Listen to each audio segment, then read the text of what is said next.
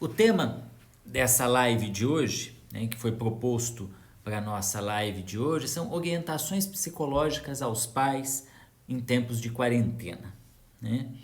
É um tema que foi pensado para dar aí algum acolhimento a essa demanda, né, dos pais que tem sido crescente nessa fase, né? Em busca de orientação, em busca de esclarecimento, né? Preocupados em entender melhor como lidar com essas questões, né? Juntamente com seus filhos. Né?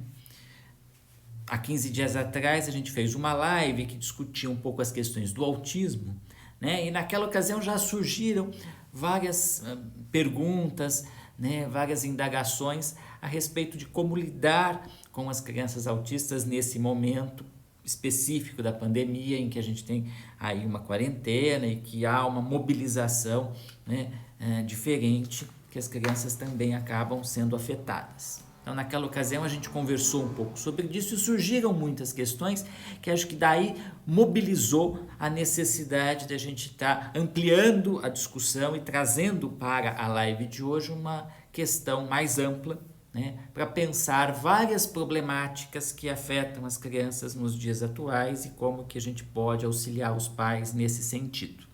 Tá? Eu estruturei essa fala, essa live, para a gente pensar, né, em alguns pontos. Tá? Então, primeiramente, eu queria discutir de forma bem rápida, como é a condição atual que a gente está vivendo de uma pandemia, né? Que impactos isso tem, que mudanças isso gera, né? Na convivência social das pessoas, como que isso mobiliza, né, cada um de nós.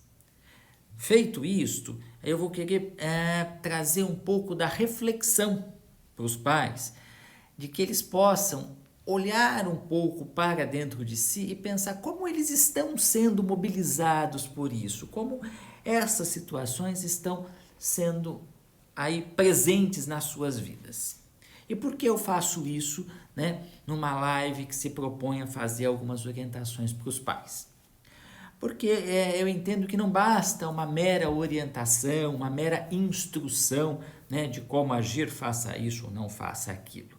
Mas é importante que os pais também percebam, né, o que eles estão vivendo, né, subjetivamente consigam compreender um pouco das suas angústias, porque eles também vão conseguir entender melhor o que as crianças estão sentindo, né, vão conseguir desenvolver mais essa capacidade de empatia, e aí as orientações que eu vou falar aqui talvez façam mais sentido e possam ser melhor aproveitadas, né, aí no decorrer desse período.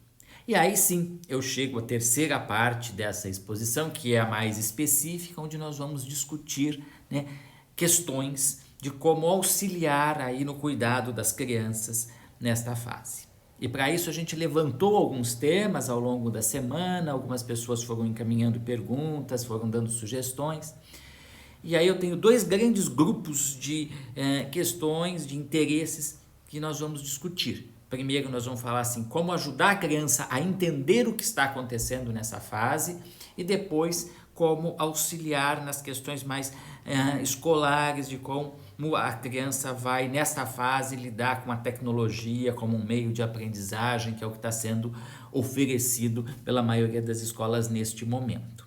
Então, eu vou tentar seguir esse caminho e depois no final a gente vai conversando de questões mais específicas, né, de algumas perguntas que vocês possam encaminhar, e a gente vai fazendo isso. Tá? Então vamos começar pensando o que representa esta pandemia do coronavírus, né? Se a gente for pensar, na humanidade existiram sempre duas condições, né, que trazem muito sofrimento, né, para o ser humano. A primeira delas é a guerra, né? As grandes guerras sempre trouxeram muita destruição, muitas mortes, fome e uma série de condições, né, de muita precariedade. Então esse é um acontecimento constante na história da humanidade que sempre trouxe muito sofrimento, né, às pessoas. E as epidemias, tá? Que também geraram, né, ao longo da história da humanidade, né, muitas condições calamitosas, de números expressivos de morte, condições, né, de saúde bastante precárias, e nós tivemos isso ao longo da história, vários episódios disso. Um dos mais próximos nosso é a gripe espanhola, né, que se desenvolveu aí entre 1918 e 1920. Se nós formos pensar para a nossa realidade brasileira, nós não tivemos nenhuma situação, né, de uma guerra específica que tenha atingido, né, o país de forma muito extensa, né? Mas a gente viveu a gripe espanhola, mas que é algo também muito distante, né? As pessoas dessa geração não conviveram com essa realidade.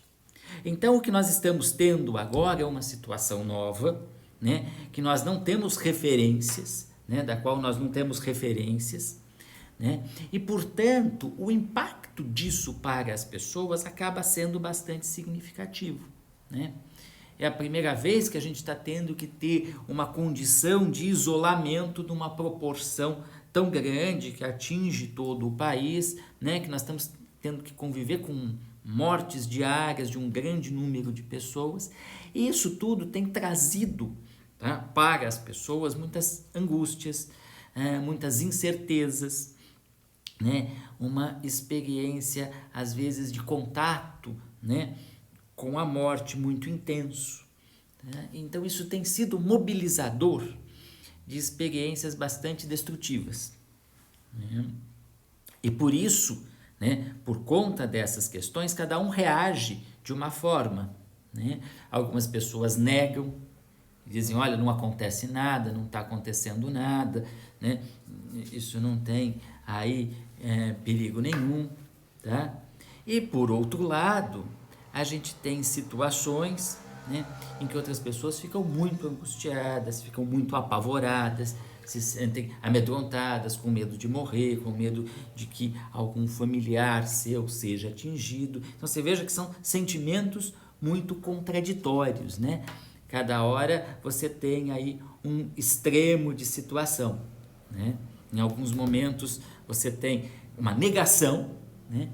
E em outros uma sensação de catástrofe muito grande, né? Então veja como nós estamos lidando com sentimentos extremos nesse período. Então cada um está sendo mobilizado, né, por estes sentimentos, cada um da sua forma está tentando lidar com essa situação, né? E isso, é claro, atinge as pessoas, né? E se atinge essas pessoas, atinge as pessoas com quem elas estão convivendo, né? Essa condição emocional acaba interferindo também, né, com aqueles com os quais a gente está convivendo. Então vejam, como lidar com essas duas situações extremas, né? É isso que a gente vai agora tentar refletir um pouco, tá? O que as pessoas estão sentindo, né? Então, se eu quero falar para os pais como lidarem com as crianças, primeiro vamos pensar o que esses pais estão sentindo, né? O que cada um de nós está vivenciando, tá? Então, o que acontece, né? A primeira coisa é que nós somos retirados de uma rotina de vida, né? Nós somos privados de certos hábitos de convivência, tá? Então você não pode mais manter as mesmas atitudes, as mesmas coisas que você fazia, né, antigamente, tá? Você acaba tendo que modificar drasticamente, né, a sua rotina, tá? Isso é uma situação. Eu não posso mais conviver da mesma forma como eu convivia com as pessoas, porque a gente tem que restringir, né, esse trânsito social. Quer dizer, isso por vezes traz para a gente sentimentos de solidão, né, que é uma questão recorrente que as pessoas acabam, né, falando, traz sentimentos de angústias, de se sentir impotente, de se sentir frágil frente a esta situação, né? por vezes a gente vê assim, sem perspectivas, então mobiliza uma série de coisas, né, que fazem com que a gente fique mais aflito, tá? Às vezes a gente não para pensar diretamente nessas coisas, mas essas coisas estão acontecendo. E se a gente não para refletir sobre isso, né, sobre o que nós estamos vivendo, o que nós estamos sentindo e como nós estamos reagindo a isso, a tendência é que isso acabe sendo extravasado de outras formas, né?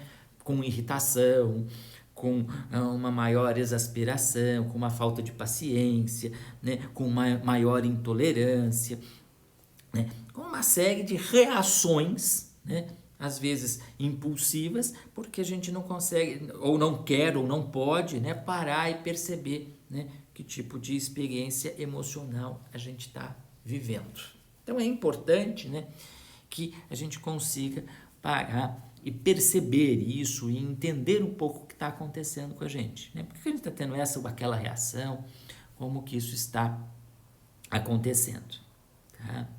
Bom, então se nós estamos vivendo assim, né, nós estamos tendo todas essas questões que estão afetando as pessoas, a gente tem que entender que as crianças também estão sendo afetadas por isso, né? E se por vezes a gente tem dificuldade de lidar com esses sentimentos, né? Seja porque nós estamos negando, seja porque nós estamos excessivamente angustiados, seja porque a gente se irrita com facilidade, quer dizer, é natural que as crianças também estejam vivenciando coisas semelhantes, tá?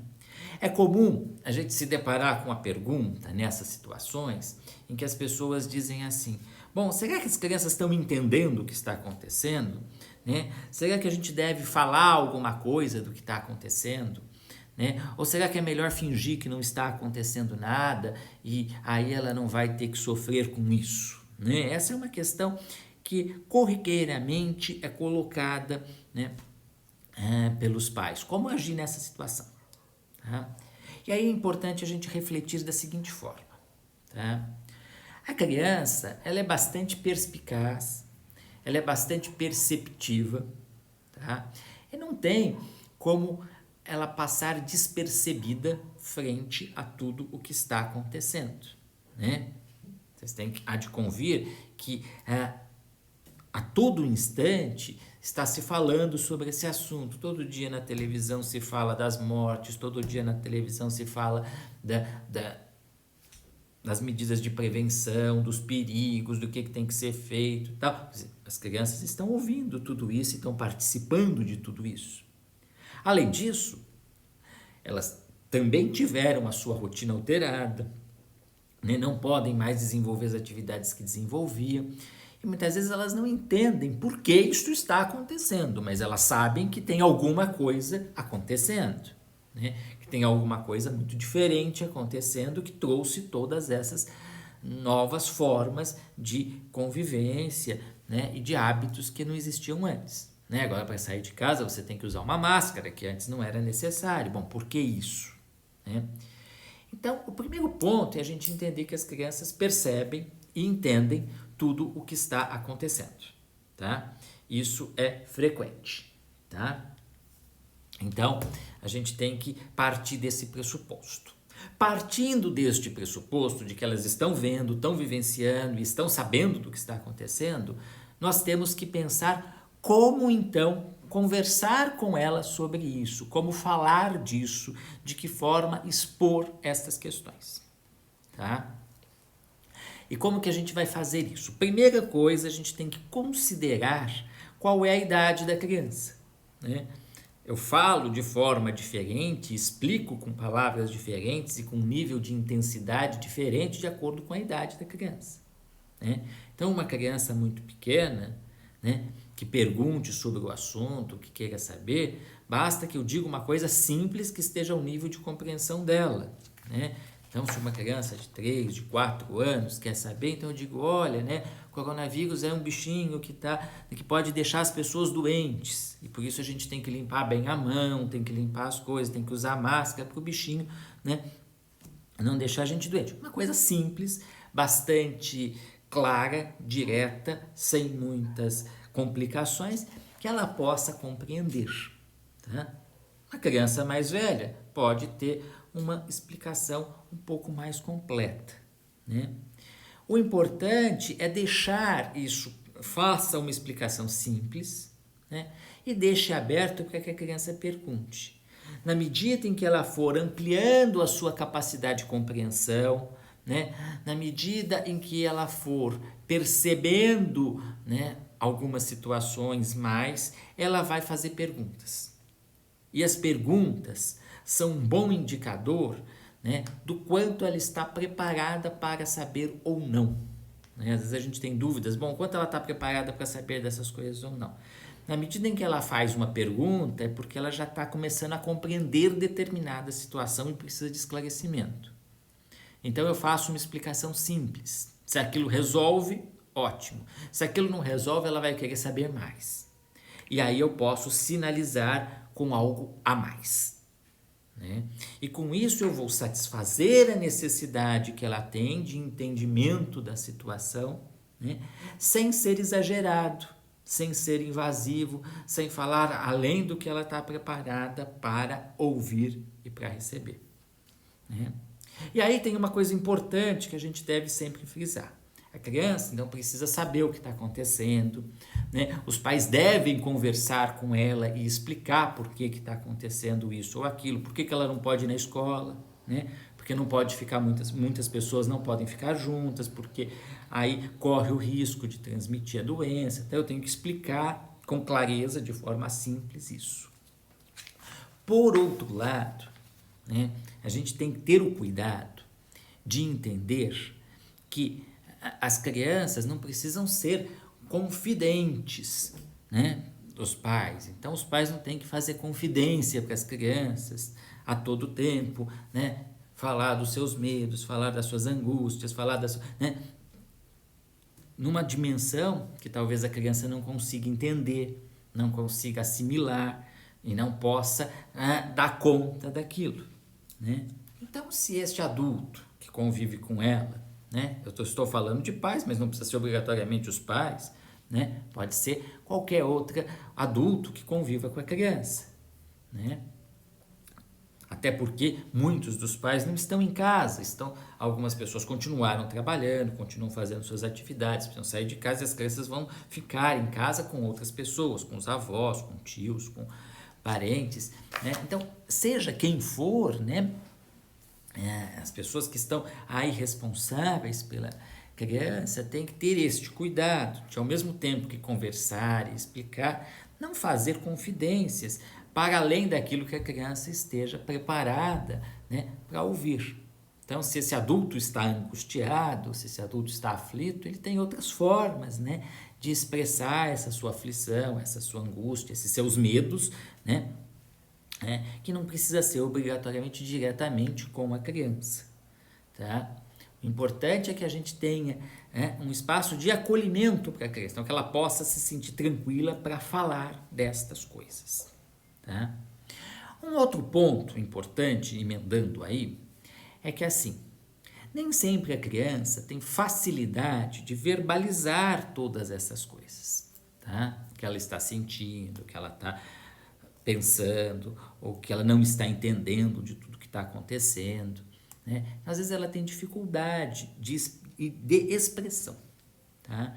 Mas quem convive diretamente com aquela criança e sabe qual é o estilo dela, quais são os hábitos, qual é a forma como ela se relaciona, como ela convive, pode perceber algumas mudanças no comportamento.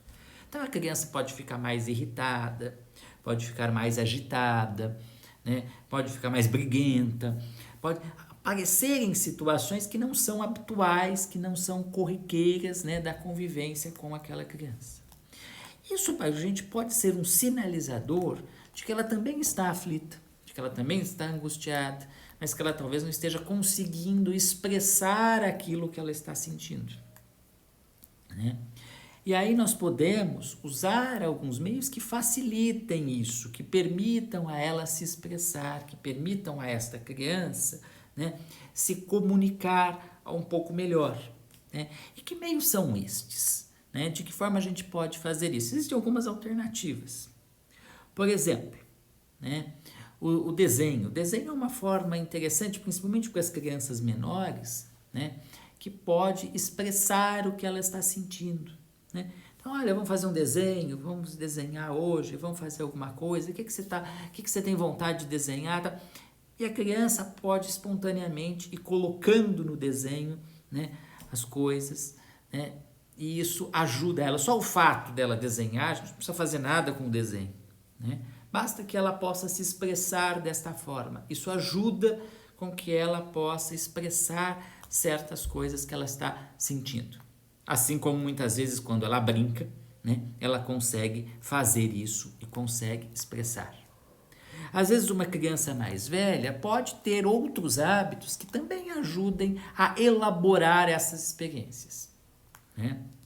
Existia um hábito mais antigo nas crianças de 15 anos atrás, de 20 anos atrás, que era de escrever diários, né? A criança tinha uma agenda, né, onde ela escrevia, mais até os adolescentes faziam isso, né? E anotavam ali o que aconteceu no dia, o que fez, o que não fez, com quem falou, né, o que estava sentindo, o que estava vivendo. Isso são formas de ajudar a elaborar o que a gente está vivendo, né? Então, se a criança tem alguma oportunidade para fazer isto, a criança ou mesmo o adolescente, né, para usar recursos assim, isso são meios que permitem a elaboração, né, de sentimentos. Por quê? Porque quando eu expresso aquilo que eu estou pensando por escrito, né, eu estou conseguindo entender melhor o que eu estou vivendo, né? Então, aquele dia que a criança está com muita raiva, ela pode ir lá e escrever, hoje eu estou bravo, né? Ajuda a conseguir lidar com este sentimento, tá? Então, isso é uma outra questão importante, né? Os pais podem, então, facilitar isso, eles podem favorecer isso na criança. Pode falar para desenhar algo sobre um tema específico, tipo coronavírus? Pode, em alguns momentos sim. Pode ser que a criança não queira, ela se sinta muito ameaçada com uma coisa assim tão direta, né? E não queira desenhar sobre o coronavírus especificamente. Mas a gente pode usar uma coisa um pouco mais indireta, dizer, olha, vamos desenhar como que está acontecendo aqui na nossa casa, né? E aí a criança vai trazer um pouco dessa experiência de como ela está vivendo a quarentena e tal, né? Então, é um caminho às vezes mais indireto que também pode, né, surtir um efeito interessante, né? Mas a criança, a gente vai oferecendo oportunidades para a criança expressar aquilo, né, que está acontecendo com ela, seja na brincadeira, seja no desenho, né, seja escrevendo, tá? Mas pode pedir um tema específico, né, que é a pergunta que está aqui, você pode pedir para desenhar um tema específico, pode, né? Mas às vezes espontaneamente mesmo a criança vai conseguir, né, trazer essas coisas, tá? E aí a gente parte para pensar uma outra questão que é assim, né? Como os pais podem ajudar a criança a se organizar nesta fase? Uma coisa importante é tentar preservar uma rotina dentro de casa, né? Independente se a criança está com os pais, está com os avós, está com outras pessoas, vamos tentar organizar uma rotina, tá?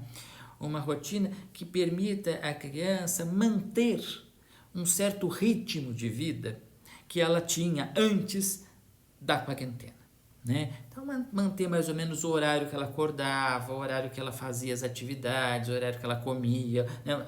Vamos tentar preservar esta rotina, porque isso dá uma sensação de maior segurança, né? Por quê que dá uma sensação de segurança? Porque assim, no momento em que tantas coisas estão mudando, né? Tantas coisas ficaram diferentes, tá? Se eu consigo ter algumas coisas que são constantes, que não mudaram, né, que continuam acontecendo da mesma forma, isto facilita, né, para que eu me sinta um pouco mais seguro, né? Essa rotina, ela oferece um nível de segurança, de previsibilidade das coisas. Porque se está tudo muito instável e aí a gente também muda toda essa rotina, cada dia a coisa acontece de um jeito, né? Isso vai fazer com que fique mais difícil para a criança lidar com tanta mudança, né? Então já tem mudança de não poder ir para a escola, já tem mudança de não poder ter contato com os amigos, né? Já tem uma série de coisas diferentes acontecendo. Então vamos tentar preservar algumas coisas que fiquem, né, mantidas de forma igual. Então vejam que isso precisa um pouco dessa intervenção dos adultos, né, para conseguir preservar estas coisas, tá? E é interessante também tentar manter alguns vínculos que a criança tinha, né?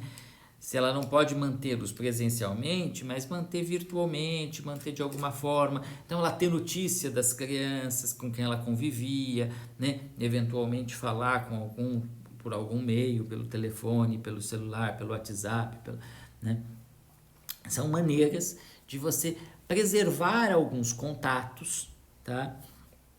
Então, manter algum vínculo. Isso com crianças mais velhas é um pouco mais fácil, com as mais novas acaba, né, ficando, né, um pouco mais difícil. Mas são formas, são tentativas de fazer com que, né, a gente possa auxiliar, né, a criança a preservar alguns vínculos, né, daqueles que ela tinha. Tá? Então, isso vai ser aí um auxílio importante, tá? Como responder a criança que tem expresso sobre medo atualmente? Ah, tá. Isso é interessante. É comum que as crianças expressem medo, principalmente dependendo da idade, né? As crianças talvez um pouco mais novas, tal, comecem a expressar sentimentos de medo. E às vezes esses medos vão aparecer não somente ligado ao coronavírus especificamente. Às vezes a criança pode começar a expressar medos variados, né? Ah, tem medo de dormir sozinha, ela fica com medo de ir no escuro, né? Esses medos começam a se acentuar, tá? Na verdade, eles são uma sinalização, né, de que ela está sentindo um pouco todo esse contexto de insegurança, né? Então, nessas situações é legal conversar com a criança, né? Dizer, olha, você está com medo, tem muita coisa mudando, né? A gente está aqui, talvez você esteja com medo dessa situação, né? Porque agora tem o coronavírus, tem essa doença, tentar conversar um pouco com ela, sempre daquela forma que eu estava dizendo, com palavras simples, de uma forma compreensível, né? Que ajude a entender o que está acontecendo. Então, nesse sentido, a gente tem que sinalizar sempre, né, de acordo com o nível da criança. Como lidar com as crianças que estão desmotivadas com as aulas? Já vou chegar nisso, é o próximo tópico que eu vou trabalhar. Eu estou encerrando esse bloco aqui e eu já vou entrar nas questões de como lidar com a escola. E aí a gente vai ver algumas possibilidades nesse sentido, tá? Mas então é sempre importante a gente perceber esses medos da criança, é uma coisa legal. Percebam esses medos e às vezes não só os medos ligados ao coronavírus, mas qualquer outra expressão de medo que pode começar a aparecer, né, como uma expressão dessa sensação de insegurança. E aí ajudar a criança a se sentir segura, né? Então uma coisa interessante é tentar transmitir para ela uma ideia de segurança, de que apesar, né, de que a gente não pode ir para a escola porque, né, agora ficou perigoso conviver na escola, tal, por conta disso, mas que dentro de casa é seguro, que ali ela está protegida, né? Que ela, transmitindo essa sensação de segurança, isso é um elemento que facilita para que a criança se sinta mais acolhida e, portanto, né, tenda a diminuir esse medo. Então a gente tem que sinalizar que apesar, né, de estar se falando a todo instante dos perigos, das mortes, dos riscos que estão acontecendo, isso está toda hora na televisão, né, na internet, mas por outro lado ela tem que perceber que existem espaços onde ela possa se sentir segura, onde ela possa se sentir protegida, e isso tende a ajudar a diminuir, a minimizar essa sensação de medo, tá? Vou passar para o outro tópico, né, que é o tópico seguinte, que é a questão da escola, né? Deixa eu só ver se eu falei tudo que eu queria falar aqui nessa parte. Eu acredito que sim, né? manter rotina, contato com outra criança, é isso. Acho que é suficiente. Vamos passar para o tópico da escola, que é assim, quer dizer, a gente está vivenciando uma situação bastante curiosa agora, né? Por quê? Porque a tecnologia, ela já faz parte das nossas vidas há algum tempo e com bastante intensidade, e sobretudo para as crianças, tá?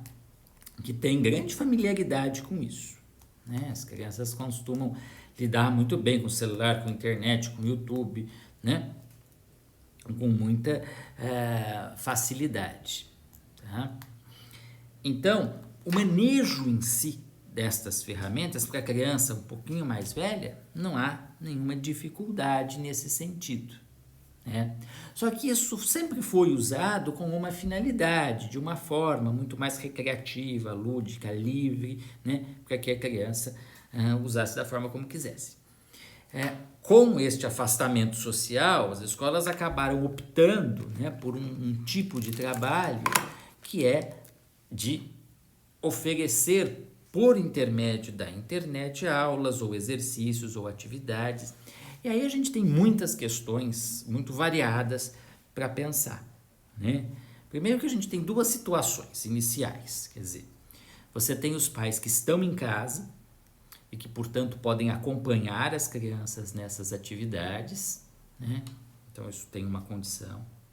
Você tem uma outra situação dos pais que não estão em casa, que continuam trabalhando, que continuam desenvolvendo suas atividades, que não podem ficar em home office, que precisam sair, tal, e que têm enfrentado bastante dificuldade, né, no sentido de saber como que vão lidar com essa nova situação, com quem que essa criança vai ficar, como que ela vai ser cuidada, quem vai assistir isso tudo, né?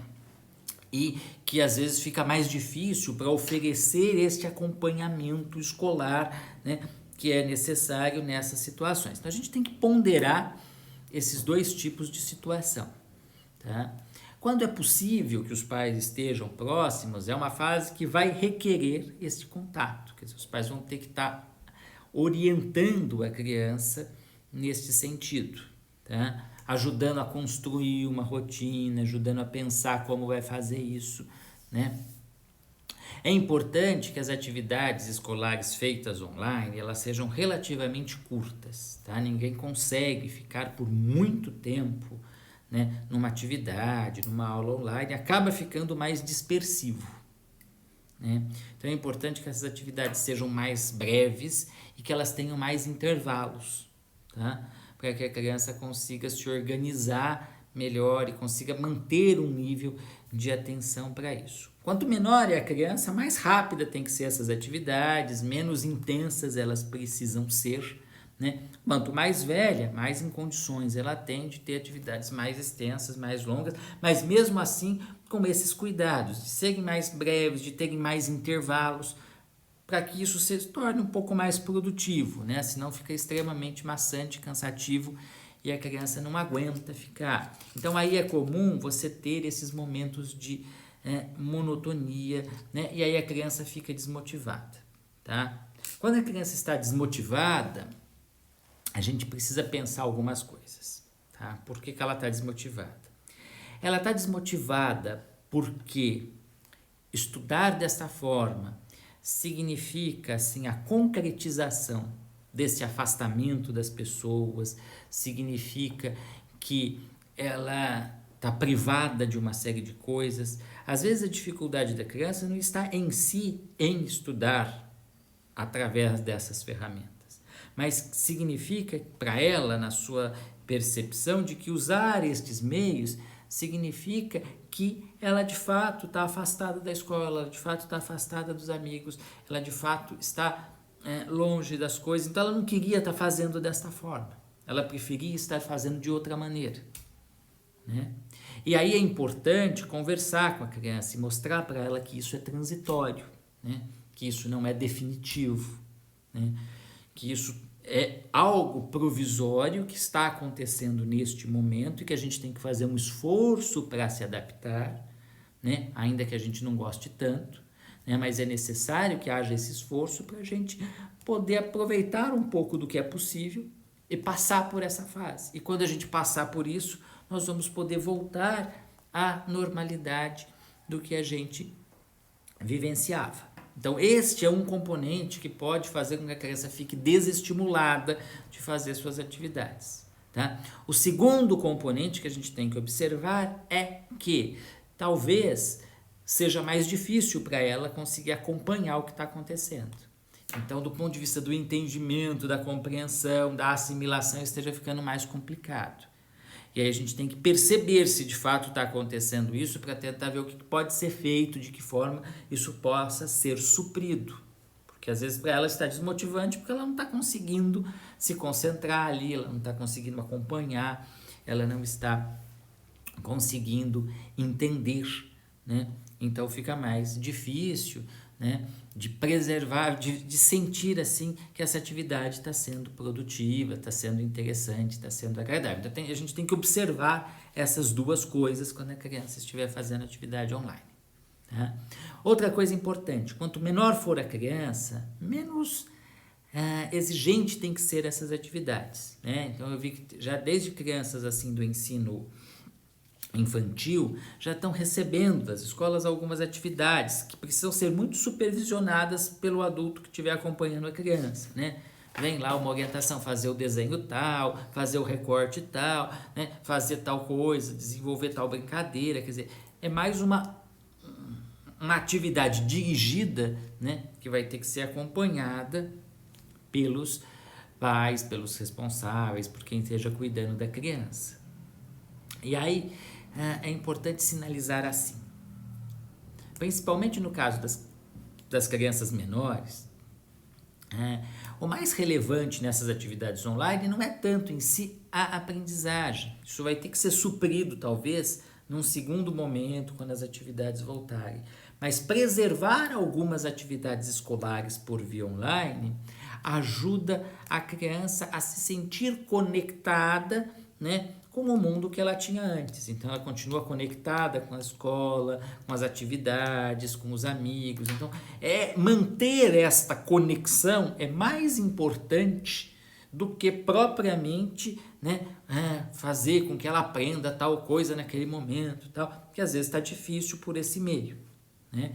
Mas essa atividade já vai estar cumprindo uma função importante, né, se ela estiver permitindo que a criança fique conectada com este mundo do qual ela está privada. Então ela pode, numa atividade dessas, ter contato com os amigos ou saber o que os amigos fizeram, tal. Isso é interessante, principalmente para as crianças menores, né? As maiores, já os adolescentes, já vão ter, né, uma perspectiva diferente nesse sentido, né? Já tem uma capacidade maior de lidar com isso do ponto de vista da aprendizagem propriamente dita. As crianças menores, que ainda estão lá na fase de alfabetização, tal, realmente fica mais comprometido isso e é mais difícil, né? Mas o importante é que seja mantido este vínculo, né, com as atividades escolares, porque isso vai ajudar, né, a essa criança a passar por esta fase, tá? Então é um momento em que a criança precisa bastante dessa assistência dos pais, né, dos adultos, tal, que vão ter que estar acompanhando isso, né? A gente estava acostumado, né, que as crianças iam para a escola e lá elas desenvolviam as atividades. Agora elas vão fazer isso em casa e aí elas vão precisar dessa supervisão, né?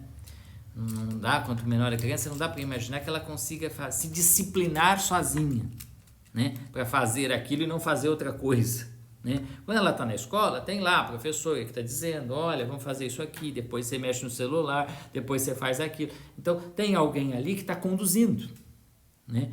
Uma criança pequena, sozinha, se dispersa com muita facilidade, né? Então também vai precisar de alguém que esteja ali auxiliando, colocando um pouco de limite, né, de parâmetros, para que essas coisas, né, possam acontecer, tá?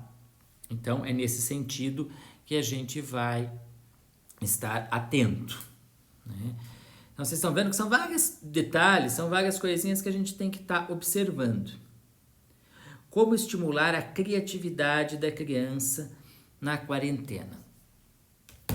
A criatividade é um ponto que pode ser estimulado de muitas formas, tá?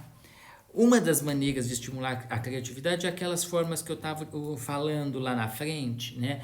De fazer desenhos, de brincadeiras, né? de escrever diários, de contar coisas, né? Essas atividades, elas estimulam a criatividade e ajudam a elaboração, né, dos sentimentos que as crianças estão vivendo. E outro fator importante que contribui para a criatividade e também para a interação são atividades coletivas dentro de casa. Se as pessoas estão mais em casa, né, se as famílias estão mais em casa, é importante que a gente consiga oferecer para crianças atividades mais coletivas, que todos possam fazer juntos. Né? Seja uma brincadeira, seja um jogo, ou mesmo uma atividade do dia a dia que está se fazendo em casa. Então, vai fazer uma comida, vamos todo mundo ajudar, vamos todo mundo colaborar. Quer dizer, essa participação conjunta, ela é interessante, né? Então, a gente vai ter que buscar esse tipo de integração dentro de casa, tá? Porque a convivência acaba sendo uma alternativa para compensar o isolamento social. A convivência dentro de casa compensa esse isolamento social. Como os pais devem agir quando as atividades online simplesmente deixar que eles não façam ou forçar um pouco a barra. Tá bom. Às vezes a criança não quer fazer. Como que a gente vai lidar com isso? A gente tem que ter um bom senso, um ponto de equilíbrio, tá? Assim, primeira coisa, né? Nós vamos insistir para que a criança faça um pouco, tá? Não vou forçá-la a fazer, não é obrigá-la a fazer de uma forma, né, exagerada, mas por outro lado, eu vou insistir um pouco, vou dizer, olha, como que tá, vamos fazer, vamos tentar, vamos conseguir, vamos ver o que acontece e tal. Então, a gente insiste um pouco. E aí eu tenho que entender por que ela não quer fazer essa atividade, o que está acontecendo, né? Vamos começar a perguntar, né? Por que está difícil, o que não está bom, o que está ruim, né? O que está acontecendo, porque nisso a gente vai entendendo, né, quais são as dificuldades que estão presentes ali. O não fazer significa alguma coisa, né?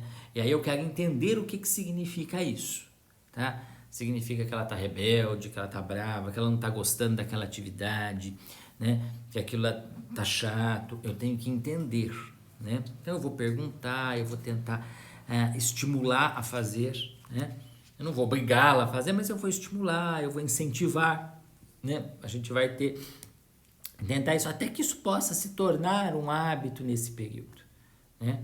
Que ela consiga, né, estabelecer, né, uma rotina, um modo de trabalhar aí com essas atividades online, tá? Então a gente vai tentando oferecer aí algumas alternativas nesse sentido, tá? Então, não preciso forçar a criança, mas também não vou desistir na primeira alternativa que ela diz, eu não quero, eu não estou afim de fazer. Bom, se não está afim agora, vamos fazer mais tarde, né? Vamos ver o que vai acontecer, mas eu também tento que dar um pouco aí de limites, né, nessas situações. É importante também conseguir preservar, né, esses limites para a criança que vai, né, buscar, porque às vezes a criança também fica testando os pais para ver até onde ela consegue ir, o que ela consegue fazer, né? Se ela pode ou não largar a mão, porque como ela está em casa dá a sensação de que ela não quer fazer nada, né? E veja, eu estava falando no começo para vocês pensarem no que vocês também sentem. Então, quando a gente está em casa, tendo que trabalhar em casa, né? Quantas vezes não dá uma preguiça e você diz, mas vou fazer isso daqui a pouco, né? Mais tarde eu faço isso, né? Você acaba ficando mobilizado por uma sensação de estar em casa, e estar em casa significa eu estou de folga, né? Então a criança também tem esta sensação, né? Por isso que a gente tem que ir trabalhando isso, ajudando ela a conseguir, né, ter algumas referências em relação a isso, né? Então a gente tem que pensar, quando a criança também está com dificuldade, né, de fazer as coisas, como que a gente também faria naquela situação, né? Porque às vezes até nós ficamos mesmo, né, com essa preguiça, com a vontade de não fazer nada, vou deixar para amanhã isso aqui, né? A criança é a mesma coisa, né? E aí vem o papel do adulto, que que é de sinalizar, que é de pôr o limite, que é de ajudar, que é de orientar, né? Precisa estar tendo essa supervisão constante, né? Aí você me pergunta, bom, mas eu não fico em casa, eu tenho que sair para trabalhar. Bom, vamos tentar orientar quem fica, né? Vamos tentar conversar com quem fica para tentar ajudar, né, nesse sentido, né? É assim que a gente vai tentando administrar, né, esta situação. Então, sempre que vocês se depararem com uma situação de que a criança está com uma dificuldade X, para e pensa antes. Bom, como que eu me sentiria nessa situação? Né? Como que eu estou vivendo isso? Será que eu não tenho uma situação semelhante que eu também faço isso? Reflita como a gente faz. E aí fica mais fácil orientar a criança. Né? Porque aí a gente consegue entender melhor o que ela está vivendo, o que ela está sentindo, e aí eu consigo dar para ela uma referência melhor, né, de como ela pode lidar com aquela dificuldade. Né? Então esse é um exercício importante, por isso que eu quis começar a live falando disso, né? Vamos olhar para dentro da gente, vamos refletir sobre o que a gente está sentindo nesse momento, como a gente está vivendo essa experiência. E aí a gente consegue também auxiliar as crianças, porque elas estão sentindo coisas semelhantes. Não é muito diferente daquilo que a gente está vivendo. Talvez ela tenha menos recursos cognitivos para conseguir compreender a extensão disso tudo, mas ela também está vivendo sentimentos muito semelhantes, né? É isso que a gente tem que estar atento, né, a todo instante. Tá?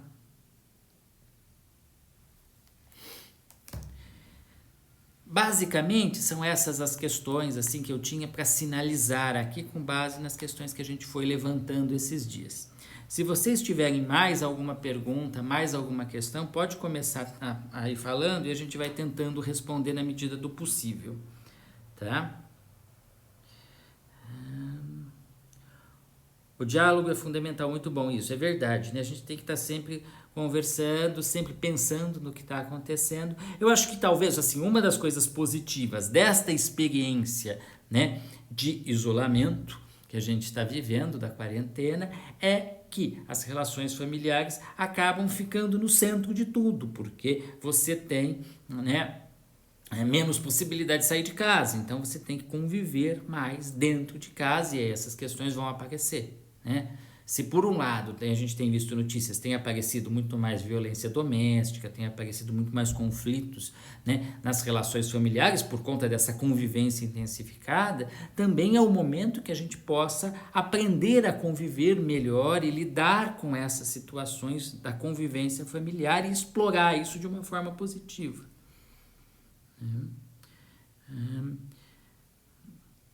Foi excelente. Quando será a próxima live? A próxima live, talvez daqui a alguns 15 dias, vocês precisam sinalizar para a gente que temas seriam importantes, como, o que precisa ser abordado, né? E aí, a partir dessas indicações de vocês, é que a gente vai organizando, né, os próximos trabalhos aí. A questão do medo é normal na faixa etária de 5 anos, mas podemos liberar, ir para a cama dos pais para se acalmar? Tá? Medo nessa faixa etária de 5 anos é comum. Tá? É uma faixa etária em que esses medos costumam aparecer com maior frequência.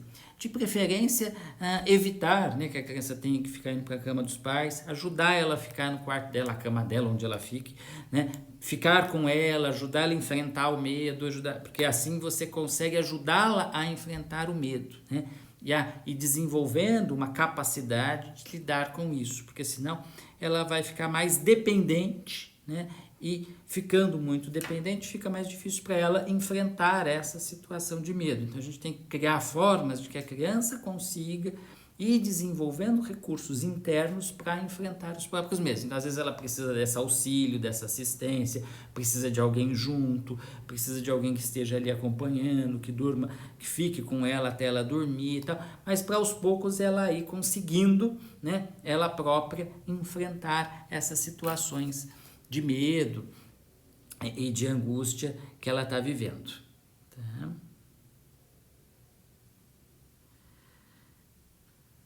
Muito Muito bem. E eu acho que assim, se vocês tiverem mais questões para essa live de hoje, ou se tiverem outros temas que vocês acham importante que seja abordado, vão avisando, vão mandando aqui, né? Porque aí a gente pode pensar em outras lives, em outros temas, né? Que sejam relevantes, tá? Aí a gente vai ampliando a nossa discussão. Mais alguém tem alguma pergunta, alguma coisa? Tá? Então eu vou encerrar por aqui, tá? Eu estou à disposição de quem precisar depois de alguma questão, é só me mandar mensagem. E se tiverem alguma indicação, alguma sugestão de temas, podem sinalizar, podem avisar que eu vou estar aí tentando pensar na próxima live. É importante para a criança estimular o contato familiar com videoconferências com os avós? Ah, sim, certamente. Porque tem contatos familiares que não podem ser mantidos, né? Com os avós, com pessoas que estão em outras cidades, em outros lugares, que não pode haver um trânsito maior aí, e aí sim é importante manter esses contatos por videoconferência, né, para que a criança tenha uma sensação assim de que os vínculos eles continuam existindo, que as relações elas continuam presentes, mesmo as pessoas estando distantes, mas essa convivência ela pode se manter de outras formas, né? E assim sinaliza para a criança que está todo mundo bem, que as pessoas estão bem, né? Estão conversando com ela, tal. Então esse é um aspecto bastante positivo, né? É uma conduta interessante a ser adotada. Eu agradeço a participação de todos, agradeço o pessoal, os meus estagiários que ajudaram a organizar e que fizeram a divulgação, foram colhendo as perguntas, ajudaram a gente a pensar nessas questões, tá? E a gente está à disposição para ouvir aí as dúvidas, ouvir as sugestões de vocês para podermos pensar em outras atividades. Tédio é inevitável na quarentena, é inevitável, né? A gente tem que criar, tem que ter muita criatividade para criar aí formas de sair disso, né? Então, obrigado pela presença de todos e aí até a próxima.